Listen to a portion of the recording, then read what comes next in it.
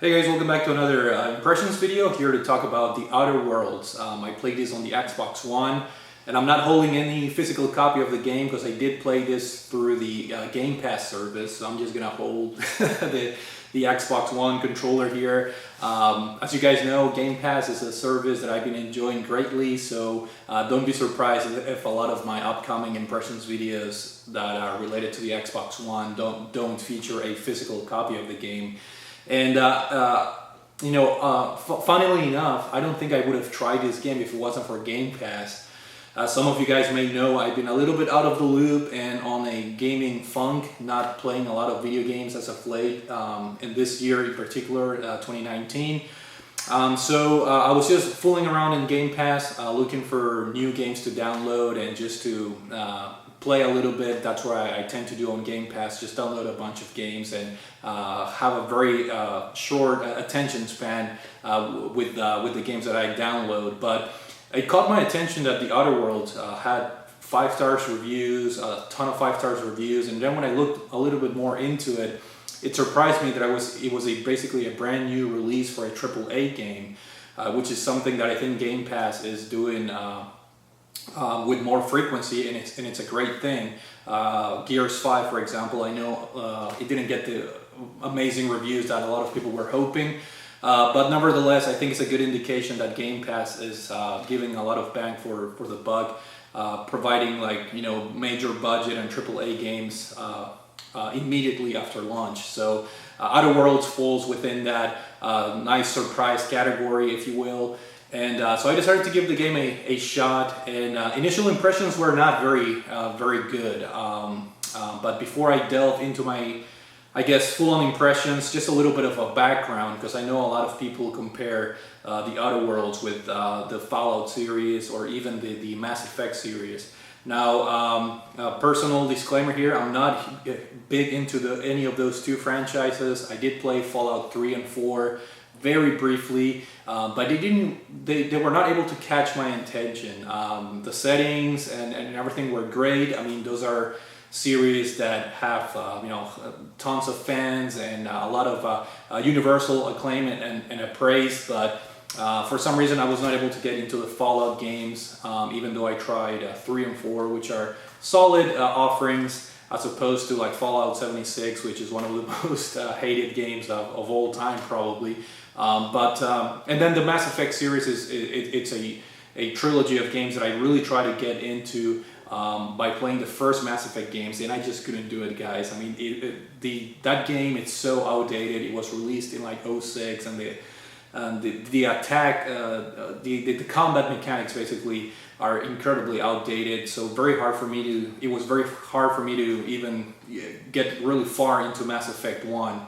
So a lot of people recommended me to jump straight into Mass Effect 2, which I may end up doing that, but it was a little bit disappointing finding those age mechanics, unfortunately, that hindered my enjoyment for the Mass Effect series. But with that being said, I was willing to give The Outer Worlds a new try. It was a new IP, and the initial research that I did, it was overly impressive, and positive reactions from seasoned Western RPG fans out there and Fallout fans that were claiming this is what the Fallout games, next-gen Fallout games should have been to begin with.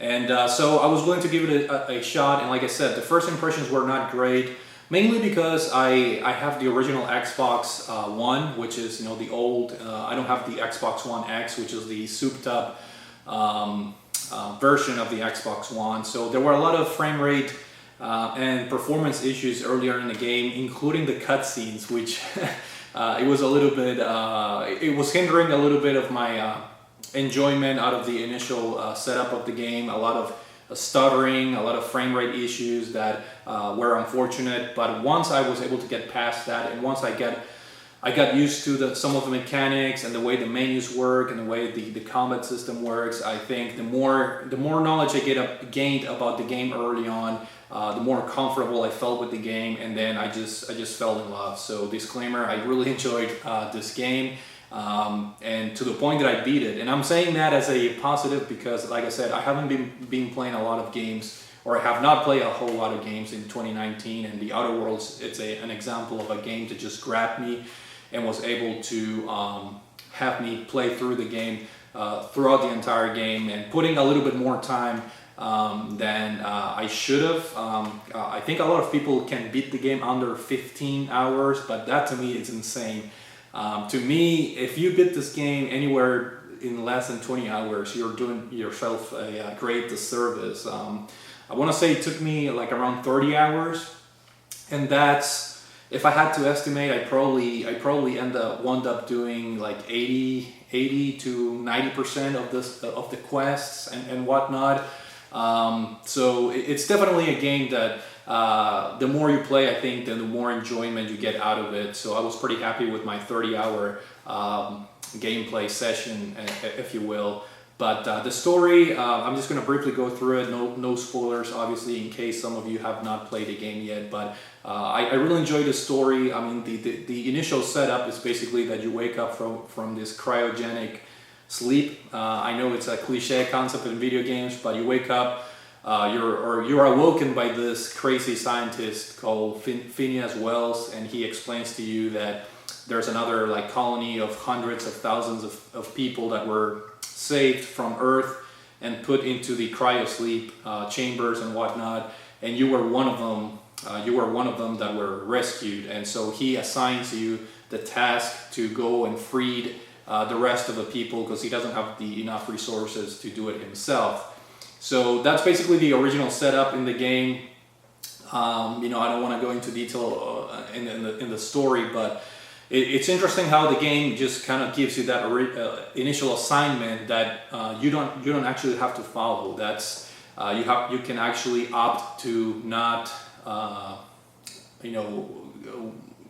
obey to this scientist Phineas Wells fairly early in the game too. You know, you can opt to actually turn your back on him and go on a different route. So the whole cryogenic thing, sleep and saving all these people that were rescued originally from Earth, it's just kind of like the stepping stone into the game. And I think that's one of the cool features of this game, the options you have to craft your own story and come up with your own, I guess, dialogues with the different characters and whatnot. So I enjoyed the story. I did follow kind of like what the game pushes you, which is to save the people. That's kind of like the path that I took in the story, but very interesting that you're allowed to go against that, and that obviously increases the replay value if you want to see what the other storylines are. So with that being said, you embark and you play in this futuristic setting in the I think Halcyon, it's called the Halcyon basically system or colony, which is in the outer space. The setting of this game is basically like a parallel I guess universe in which the companies, capitalism has just exploded, and basically big corporations are kind of ruling the entire system, the entire colony. So instead of the government has less power than the companies. So you see a lot of exploitation, a lot of social, inequality. So a lot of discontent within the citizens of the different systems that you visit throughout the game, and that kind of sets up the interesting aspect of this game. You play in this kind of like it's not a post-apocalyptic, but some of the planets in the game suffer through a lot of devastation, and there's a lot of like I said, social inequality, and there's a lot of factions that are separated in the game, such as the Marauders, which is they're kind of like the bad guys, if you will. So they have their own separated type of tribe or people, if you will. And then you have that sets up like the different types of enemies you find in this game. You have basically humans, and then you have machinery that were remains from like the previous wars and whatnot. And then you have also like monsters, like mutated, crazy looking monsters that inhabit certain places that you visit throughout the game. So those are kind of like the enemy types that you run into the game. Now, as far as I'm just going to briefly touch on the graphics. Obviously, I played this on the Xbox One, the original, the common one, and the graphics look good. One thing that I really enjoyed was the colorfulness of the world, of the universe, of Halcyon. I mean, depending on which part of the system you visit, there were very colorful landscapes and vistas out there, using crazy colors like neon, strong neon colors. Some of the areas are just very well depicted and have a unique look to them, as opposed to, say, the Fallout games, in which everything was dreary, very eerie looking, very limited color palette in the game, you know, to show that post-apocalyptic setting that the Fallout games are known for. The Outer Worlds just goes haywire crazy with different colors and bright colors and everything like that. But it also has its own dark settings every now and then, depending on the location that you're visiting. Again, I suffered a lot of performance issues because of the platform I was playing. But one thing I like to do when I finish a game that I really enjoyed is look up to other reviews and in other channels, and of course other YouTube channels reviewed the game on the Xbox One X, which is, you know, the beefed up system, and you could tell, you know, the graphics were much better looking and the performance was much better. So that's, in my opinion, the way to go to play this game, or maybe even on PC. I don't know if the game is available on PC, or maybe even the PS4 Pro. I think that's probably the way to go.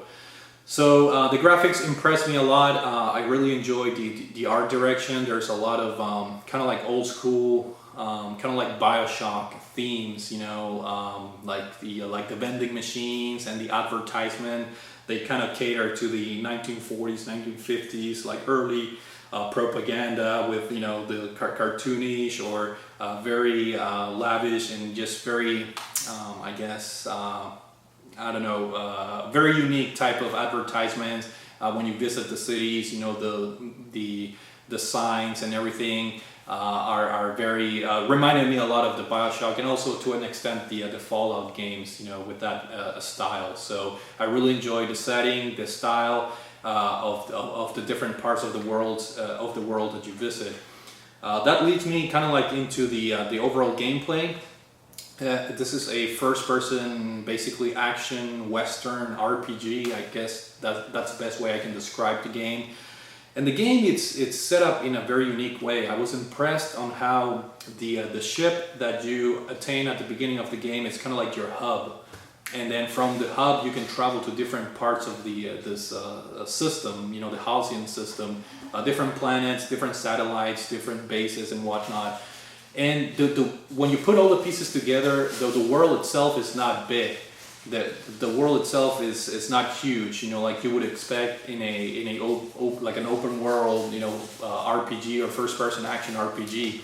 I was actually surprised at how quote unquote small the game is not itself. In itself is not small, but when you beat the game and you look at it from a you know, farther point of view. It's impressive how they were able to make a very compact world, very compact different settings in the game work, and it was very manageable. So I really enjoyed that, the hub world type of setting in the game, which kind of leads me to another small criticism that I have: the long load time. Sometimes you would have to, for even side quests, you would have to go to your ship and travel to different parts of the Halcyon system. The load times in this game are very, very long. Even though the game was already downloaded on my hard drive via Game Pass, the game took forever in the loading. So that was unfortunate, and one minor negative thing that I have to say about the game. As far as the gameplay, the combat system itself is nothing very special. As far as the gunplay, it feels solid. That's a good thing. It's the type of game where you aim to something, it shoot. There's no like bullet drop physics or anything like that. So it's kind of like a simplified gunplay system, but that's okay. More than appropriate for this game, and you can have different styles. You can go full on melee, or you can have ranged weapons.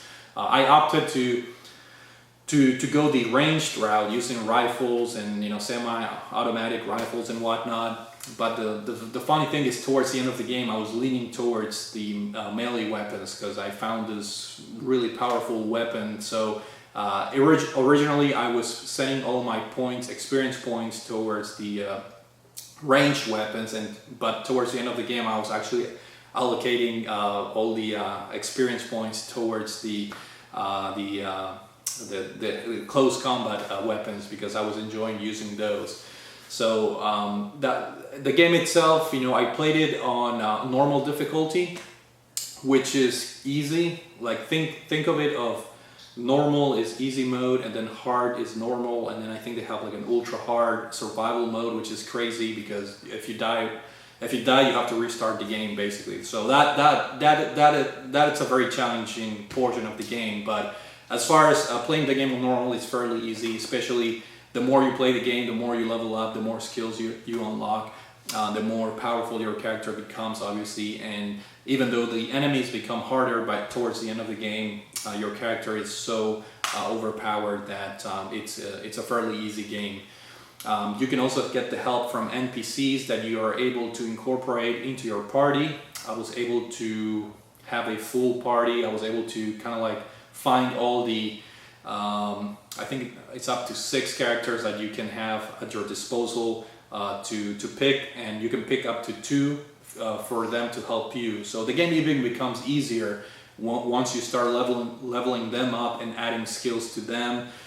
You can also change their weapons, power up their weapons of your NPCs or your teammates basically, and they have different skills that can help you.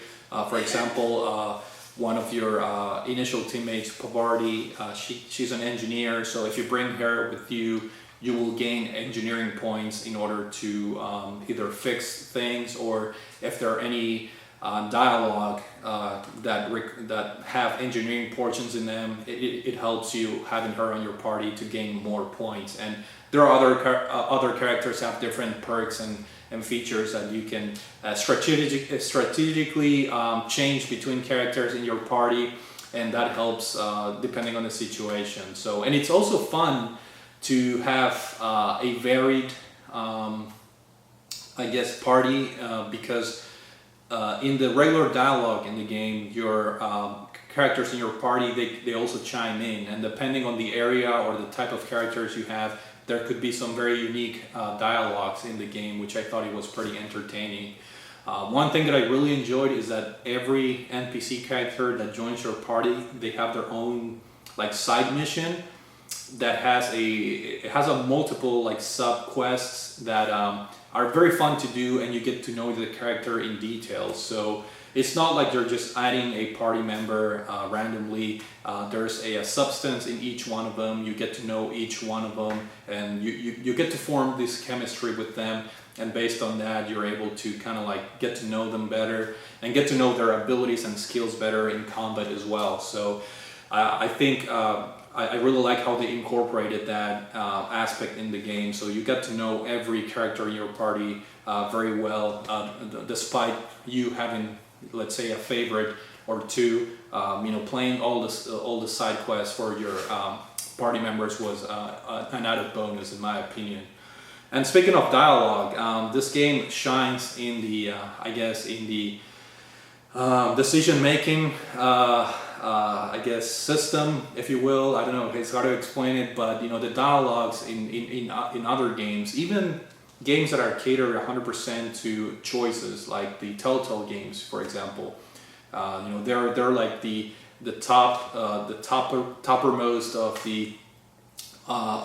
the choice based games out there. But even those games, the Telltale games, sometimes they have some things that bother me. The Outer Worlds is not perfect by any means, but for being an RPG, a Western RPG, for being a game of a big magnitude, I was very, very impressed on how the game handled the different dialogues, the different characters, and the different options that you have. And the amount of voice acting in this game is absolutely insane, because you can talk to just about any character when you go to a new area of the game or a new colony, and they all have voice acting. And when you start talking to them and you have your choices, each choice, when you make one, opens up like another tree of choices, and then there can be a sub-tree within the tree, and then so many voice dialogue options in this game.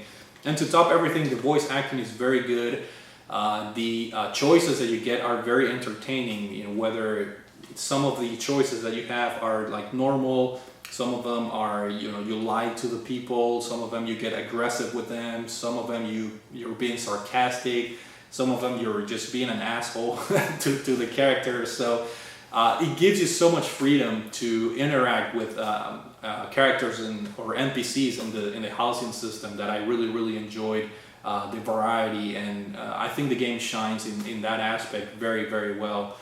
And hence why I put more than normal time into the game, because I really enjoy doing the side quests, even though some of them are somewhat generic. You know, just go get me this stuff. A lot of them have substance to them, so it's very fun doing them. And some of them require you to travel to different parts of the galaxy or the housing system, and they're very fun to complete. And of course, you get experience points, or you get you know, new weapons sometimes.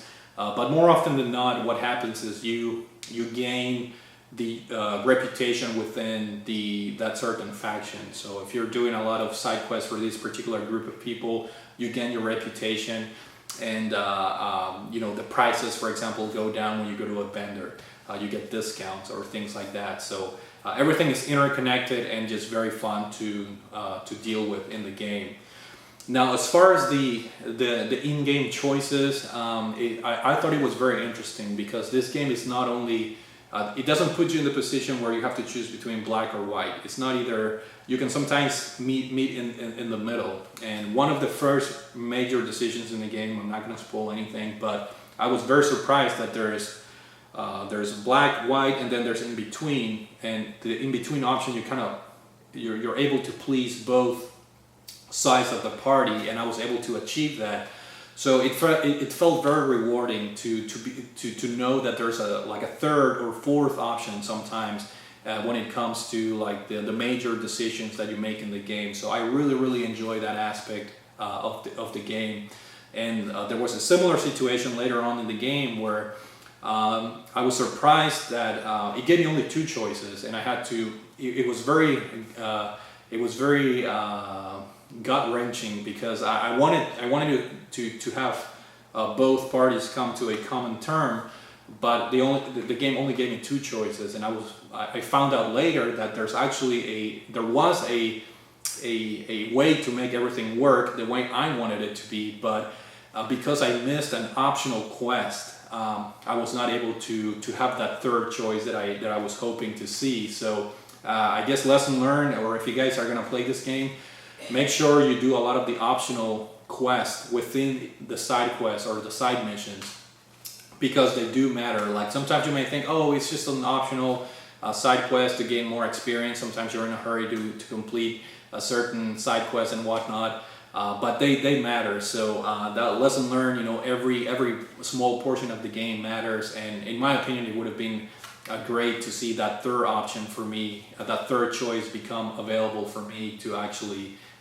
make use of it. So very interesting game. The setting of the game, the different planets that you visit, the different satellites or whatever, are all very interesting. The voice acting, the different people you meet throughout the game, and of course the gameplay, like I was mentioning, this is an action RPG. You have weapons.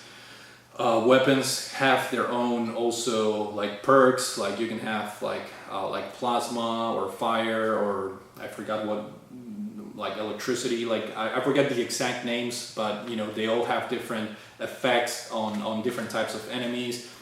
Because I was playing the game on normal, which is the easy mode, you don't really have to go full in depth into. You don't have to worry about equipping a certain type of weapon to defeat a certain type of enemy. I mean, it's better if you do it that way, but there's not a whole lot of strategy involved, unfortunately. But another mechanic of the game that I hardly ever used was to slow down the time. I forgot it has a particular name, just like in the Fallout games, where you can slow down time to aim at specifically different parts of the body. So if you shoot someone in the eye, you may blind that person, or if you shoot the enemy in the leg, you're gonna cripple that enemy. So that this game gives you that slow-mo option that I used very little, just kind of on the main boss fights or on the harder enemies that were out there. I kind of used it, but it was not necessary, and I think that's part of me playing the game on normal or easy mode. That made that mechanic not really usable, which was sort of a shame. But I'm sure if you play the game on a harder difficulty, it will become a key component of the game. And you're able to level up your character in groups, which is, I thought it was really cool. So I was trying to get the group of the ranged weapons and also the dialogue, like to persuade people. I was trying to gain points on that because to me that was the most fun in the game, was the different choices and talking to the characters and kind of convincing them or persuading the different NPCs throughout the game. That to me was kind of like the fun aspect of it. So I was putting a lot of points into those categories, and once you reach a limit, you can no longer upgrade the group. You have to upgrade each thing individually. I think once you reach 50 points or something. So at that point you have to be a little bit more careful when you allocate your points, but you can always go back. There's like a reset mechanic in the game that you can use if you pay some money. But overall, I had a great time with the game. Again, I put around 30 hours, and I was very satisfied with this game. Highly recommend it to you guys if you enjoyed Western RPGs, and if you guys have a sour taste in your mouth regarding the Fallout games, because I know supposedly they've been dropping down in terms of quality. In fact, Obsidian, which is the developer of this game, worked in one of the Fallout games, I think New Vegas, which is one of the fan favorites out there. So they worked on that game, and they kind of applied their knowledge in Outer Worlds, and I think the result it's fantastic. I haven't really heard anyone complain about the Outer Worlds. Quite the opposite. Everyone has just nothing but positive things to say about this game. And with that being said, I'm looking forward to similar experiences, but it's almost like I know the Outer Worlds is set the bar so high that at this point I don't know if I should just wait for a sequel, if there's any, if there'll be any, or just fall back to the Fallout games. No pun intended. But I know those are of lesser quality, and I've already kind of like tried those games, as I mentioned, with Fallout 3 and 4, and they didn't really catch my attention too much. But I may go back to those games and see if I can get into them. But overall, The Outer Worlds is a fantastic game. I really enjoyed the universe, the characters, the setting with the capitalist, kind of like concept going on. Everything controlled by the corporations. The gunplay was nothing amazing, but it was pretty solid. So yeah, highly recommended. Definitely, in my opinion, one of the best games of 2019. So hopefully you guys enjoyed this video. Thank you for watching, and I will see you all later.